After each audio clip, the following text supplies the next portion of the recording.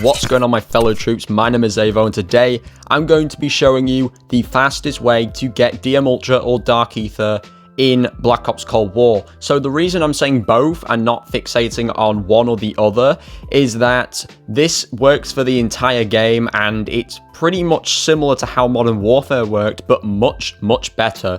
If you do remember, I made a Damascus video, and I think it's the most popular video on my channel so far, and I ran through all of the weapons you did and didn't need to do. So this is kind of a rehash, but except with Black Ops Cold War, it's an even more simpler and much more helpful kind of system they've invented or kind of come up with for Call of Duty that is just almost a completely big improvement over Modern Warfare's, which was good as it was. So most Call of Duties aren't very clear with which weapons you do and don't have to do. Most people would assume when they're new to the game and there's all these weapons in the game that they've got to do every single one of them. And with my Modern Warfare one, I went out of my way and explained all of the base weapons and all the DLC weapons that you did and didn't have to do. So basically every base weapon you had to do in Modern Warfare as a requirement to get Damascus early, and any DLC weapons you wanted to do afterwards were just extras that you wanted to get the camo on, but they weren't essential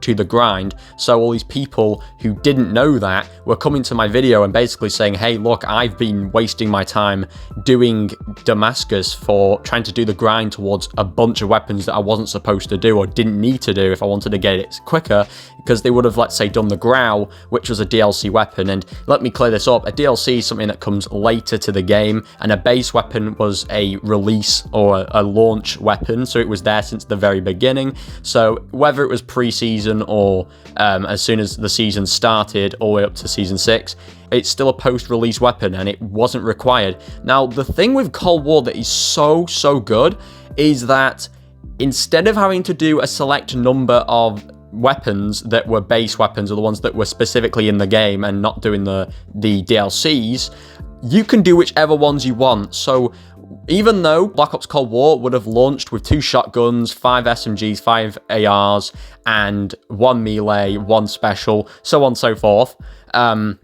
you would think, right, they're the weapons you have to do for this grind, otherwise it won't work.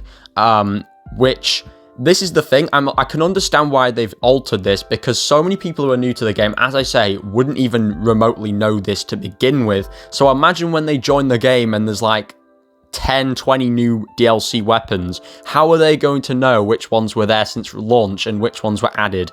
You know, most people aren't going to know that, and that's why a lot of people were confused at first when they saw my video and they thought this isn't real, and when they tried it out, they were actually surprised. So it's one of those things, but with this game, they've obviously quite catched on to that, and because gold is individually tracked on weapons in this game, it means that you can do any selection of guns for a category that you want, as it tells you in the required area for the diamond or plague diamond, and that's how many you need to do for each class. So of course, they've explained it much better with the final camo, 𝙬𝚒𝚗𝚔 and Dark Aether. Yes, you can unlock it if you get diamond or plague diamond camo for all weapon categories, but within those categories for the diamond and the plague diamond camos, it explains you can do gold camo for 2 shotguns. It doesn't specify which, it just says 2. Same for the SMGs, it'll say about you can do 5, and say for ARs is 5.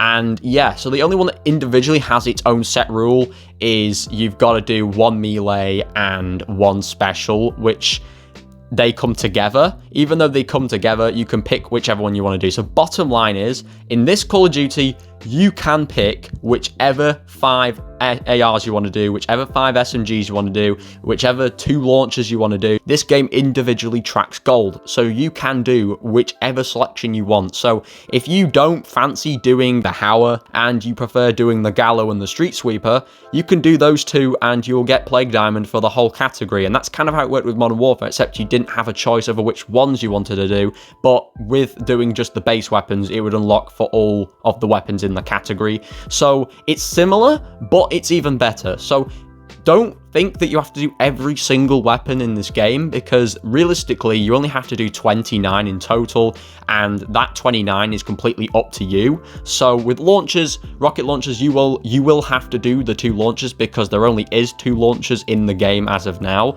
But with obviously shotguns, you could pick between 2 out of the 3. You could pick 3 out of the 4 for the pistols. You can pick 5 out of the like 8 weapons that there are in the AR category. You can do whichever ones you want. So I thought that was really, really cool that they've implemented it for this Call of Duty. I mean, Modern Warfare was still good enough as it was, you know, being able to skip the DLCs and just do the base weapons, but this is even better. So hopefully this helps you all out. If it did, be sure to leave a like on the video, comment, subscribe with the notification bell on, because it will keep you notified when I upload future videos, and of course check out all the things I've plugged on the screen throughout the video. But yeah, thank you for watching, and I'll catch you all in the next one. Bye guys.